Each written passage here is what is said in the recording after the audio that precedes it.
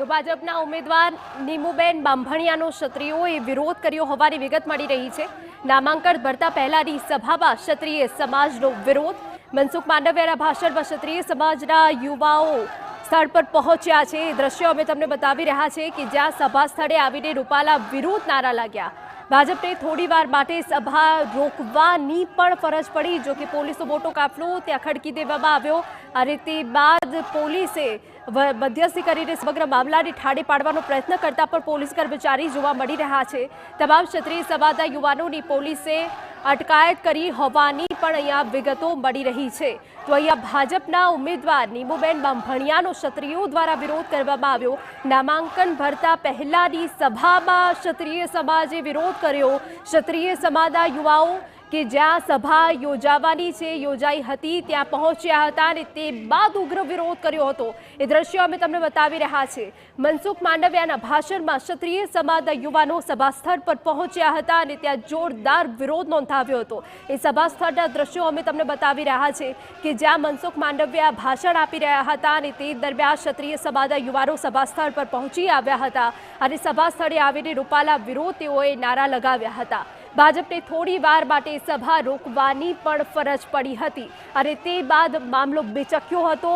યુવાઓનો રોષ જાહેર થયો હતો અને તે બાદ પોલીસનો કાફલો મોટી સંખ્યામાં ત્યાં પહોંચ્યો હતો અને તમામ જે ક્ષત્રિય યુવાઓ છે તેમને અટકાયતમાં લેવામાં આવ્યા હતા, પરંતુ થોડા સમય માટે આ મામલો તંગ બન્યો હતો।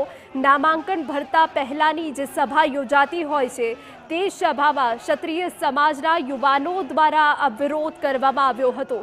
તમને જણાવી દઈએ કે મનસુખ માંડવિયાનું ભાષણ ચાલી રહ્યું હતું। સભા સ્થળ પર ભાજપના અનેક કાર્યકર્તાઓ ઉપસ્થિત હતા, પરંતુ તે વચ્ચે જ આ ક્ષત્રિય સમાજના યુવાઓ છે તે ધસી આવ્યા હતા અને વિરોધ કર્યો હતો, સૂત્રોચ્ચાર કર્યા હતા અને તે બાદ મામલો બિચક્યો હતો અને પોલીસનો મોટી સંખ્યામાં ત્યાં કાફલો ખડકી દેવાયો હતો।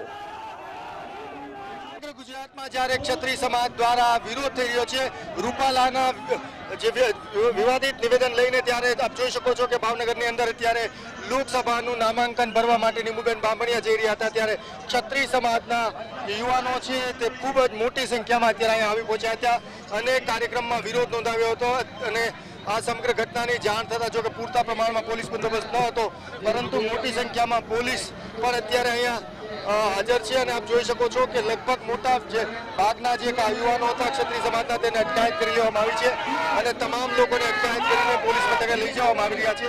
અત્યારે નીમુબેન બાંભણિયા છે જે ભારતીય જનતા પાર્ટીના ઉમેદવાર છે, તેમનું અત્યારે નામાંકન માટે સભા હતી, કાર્યક્રમ હતો, તેની અંદર મનસુખભાઈ માંડવિયાથી લઈને અનેક જે ભારતીય જનતા પાર્ટીના મોટા આગેવાનો છે તે હાજર હતા, પરંતુ જ્યારે મનસુખભાઈ માંડવિયાનું ભાષણ શરૂ હતું ત્યારે જ મોટી સંખ્યામાં કાળા કપડાં પહેરીને અત્યારે આપ જોઈ શકો છો કે ક્ષત્રિય જે સભા છે તે મોટા પ્રમાણમાં વિખાઈ ગઈ છે અને ખૂબ જ મોટા પ્રમાણમાં યુવાનો આવી પહોંચ્યા હતા અને નારા સાથે વિરોધ કર્યો હતો, જો કે અત્યારે પોલીસ દ્વારા તેમની તમામ લોકોની અટકાયત કરી લેવામાં આવી છે। અજીત ગઢવી, TV9 ભાવનગર।